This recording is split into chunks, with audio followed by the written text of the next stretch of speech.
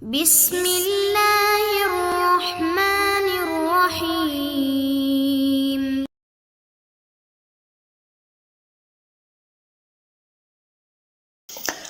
Kita lanjutkan hadis yang ke-15, al-hadithul khamis asyar, yaqsurus salah, mengqasar salat, idza kharaja, apabila sudah keluar minal qaryah, dari desa di mana kita tinggal. Artinya kalau belum keluar dari tempat kita tinggal, tidak boleh kita mengqasar salat.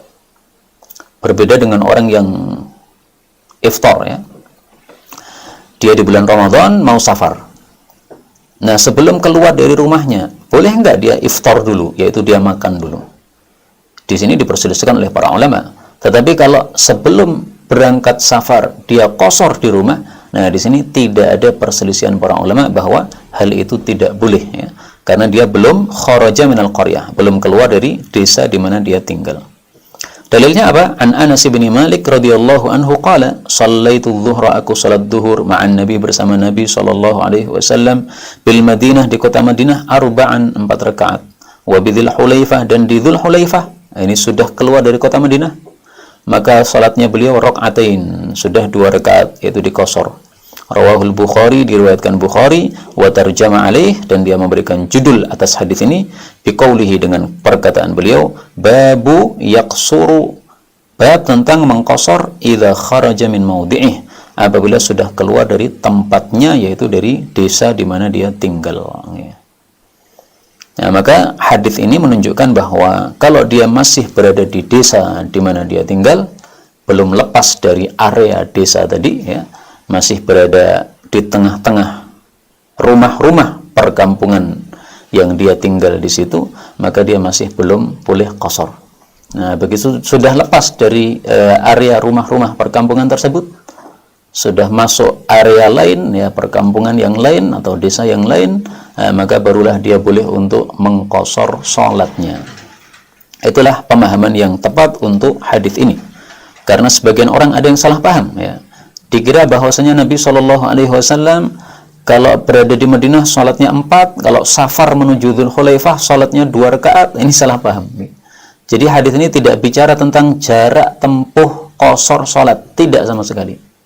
Makanya Imam Bukhari tidak membuat judul bab masafatil qasar, tidak, ya.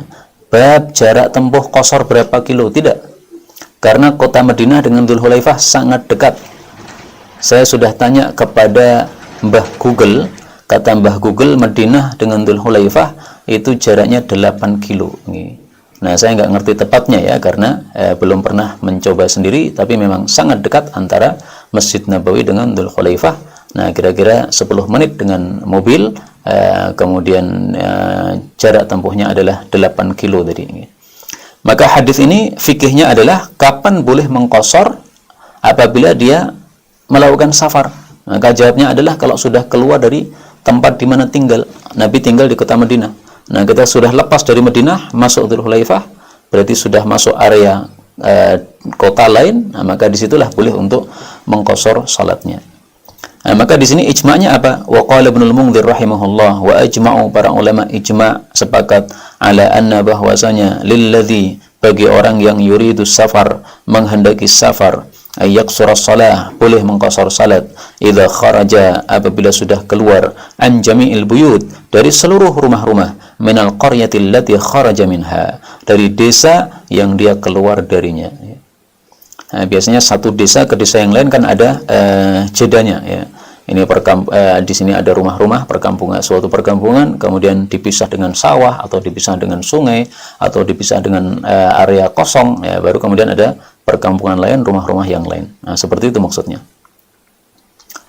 Adapun kalau perkampungannya sangat padat, ya, tidak ada jeda antara satu kampung dengan kampung yang lain, satu desa dengan desa yang lain, semuanya sudah penuh dengan perumahan, sehingga satu desa dengan desa berikutnya itu rumahnya bersambung, bahkan mungkin temboknya dengan tembok perkampungan sebelahnya adalah bertemu, ya, mungkin seperti itu. Maka ini tidak mengubah hukum.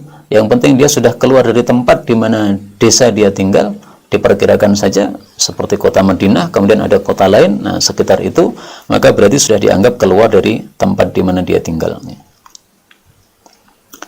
Hadis berikutnya al-haditsus sadis asyar, hadis yang ke-16. Auratul musalli, auratnya orang yang salat. An Aisyah radhiyallahu anha, 'anin Nabi sallallahu alaihi wasallam qala, la yaqbalullah, Allah tidak menerima salata haidin, salatnya wanita yang sudah balik, illa bi khimarin, kecuali dengan jilbab atau kerudung, ya. Rawahul khamsatu, diriwayatkan oleh Imam 5, illa Nasa'i, kecuali Imam Nasa'i, wa sahhahahu Ibnu Khuzaimah, dan disahihkan Ibnu Khuzaimah.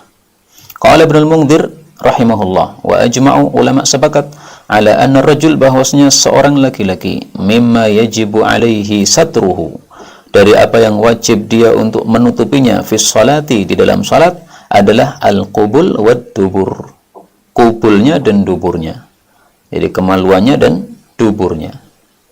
Jadi laki-laki dari tubuhnya ini yang disepakati ulama wajib ditutupi ketika salat adalah kubul sama dubur, alias selain itu diperselisihkan oleh para ulama. Kalau pendapat mayoritas ulama, aurat laki-laki ketika salat adalah antara pusar sampai dengan lutut. Maka tidak boleh seseorang salat, mohon maaf, hanya dengan celana pendek saja yang tidak menutupi pahanya dan tidak menutupi area bagian bawah dari pusarnya, ya, tidak sah salatnya. Tapi ada sebagian kecil ulama berpendapat sah salatnya. Mazhab Zahiri, seingat saya, yang mengatakan bahwa selama kubulnya dan duburnya sudah tertutupi, maka dia sudah boleh untuk salat, artinya salatnya sudah sah, ya. Jadi pakai celana kolor yang cekak sekali, yang pahanya terlihat dan bawah pusarnya terlihat, sah bagi mereka. Adapun bagi mayoritas ulama tidak sah salat seperti itu. Ini yang berkaitan dengan ijma, ya. Adapun hadisnya ini tidak berkaitan dengan masalah ini, karena memang masalah-masalah ijma ini kita tampilkan hadisnya yang berkaitan saja, tidak harus sebagai dalil dari masalah ijma tersebut. Kalau yang hadisnya ini berbicara tentang seorang wanita sudah balik salat tanpa penutup kerudung, tidak sah. Kenapa? Tidak menutup aurat. Sama dengan tadi, ya, laki-laki tidak menutup kubul dan duburnya, salat dia tidak sah. Kenapa? Tidak menutup aurat yang disepakati oleh para ulama sebagai aurat bagi orang yang salat. Kita ambil beberapa faedah. Kata-kata la yaqbalullah, Allah tidak menerima, itu maksudnya salatnya tidak sah, sehingga harus diulang. Yang dimaksud haidin, wanita yang haid, itu maksudnya wanita yang sudah balik. Wanita yang balik disebut wanita haid. Kenapa? Karena haid adalah tanda balik. Tanda balik ada 4.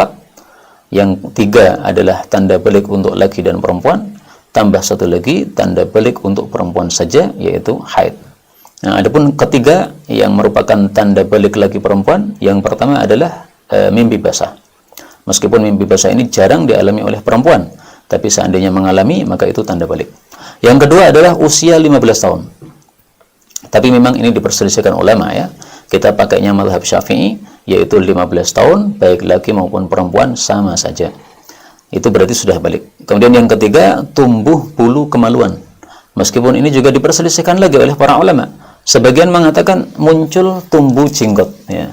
Tapi itu pendapat yang lemah. Pendapat yang dipakai mayoritas adalah munculnya bulu kemaluan.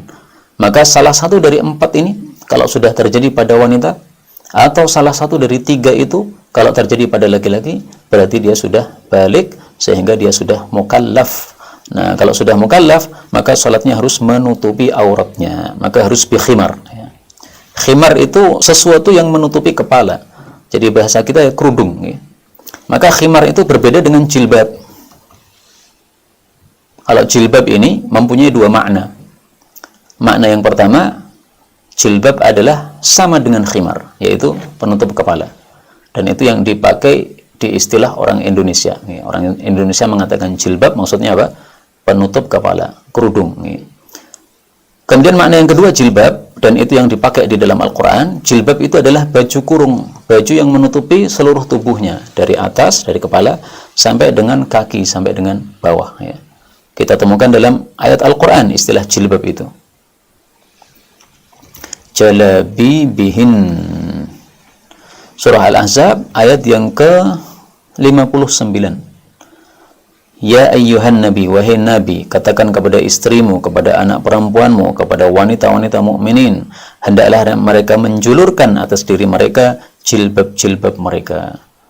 Jadi tidak hanya menutupi kepala saja, tapi dijulurkan sampai ke area dada, sampai ke bawah. Maka jilbab itu baju kurung atau baju yang menutupi seluruh tubuh. Adapun jilbab dengan makna lain adalah tadi ya, kerudung.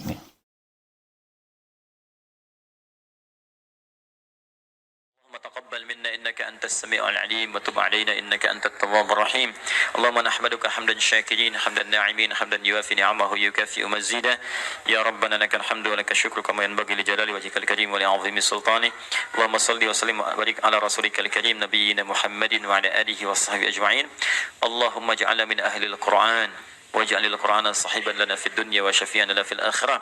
Ya Allah, jadikan kami termasuk ahli Al-Qur'an. Jadikan Al-Qur'an sebagai sahabat kami di dunia, syafaat bagi kami di akhirat. Allahumma nawwir ya Allah qulubana binuril Qur'an. Ya Allah, sinari hati kami dengan cahaya Al-Qur'an. Wa nawwir akhlaqana binuril Qur'an. Ya Allah, sinari akhlak kami dengan cahaya Al-Qur'an. Allahumma nawwir hayatana binuril Qur'an, a'ilatana binuril Qur'an, quburana binuril Qur'an. Ya Allah, sinari kehidupan kami dengan cahaya Al-Qur'an. Sinari keluarga kami dengan cahaya Al-Qur'an. Sinari alam kubur kami kelak dengan cahaya Al-Quran. Allahumma ya arhamar rahimin, taqabbal minna jami' amalina salihah. Ya Allah, mohon terima seluruh amal kami, jadikan itu soleh dalam pandangan-Mu ya Rabbal Alamin. Rabbana yassir lana wa la tu'assir alaina. Ya Allah, mudahkan semua urusan kami, jangan berikan kesulitan pada kehidupan kami. La tada'lana fi maqamina hadha dhanban illa ghafartah. Jika ada pendosa hadir di ta'lim ini, jangan biarkan dia meninggalkan tempat ini ya Allah, kecuali Engkau telah ampuni segala dosanya. Wala hamman illa farajtah. Jika ada yang tengah gelisah, jangan biarkan dia meninggalkan majlis ini kecuali Engkau telah tenangkan keadaan hatinya. Allahumma wala maridan illa syafaitah. Jangan ada ya Allah orang sakit di tempat ini kecuali Engkau sembuhkan penyakitnya. Allahumma ya Allah, Allahumma ya Allah, Rabbana atina fid dunya hasanah wa fil akhirati hasanah wa qina adzaban nar. Bifadlika subhana rabbika rabbil izzati amma yasifun.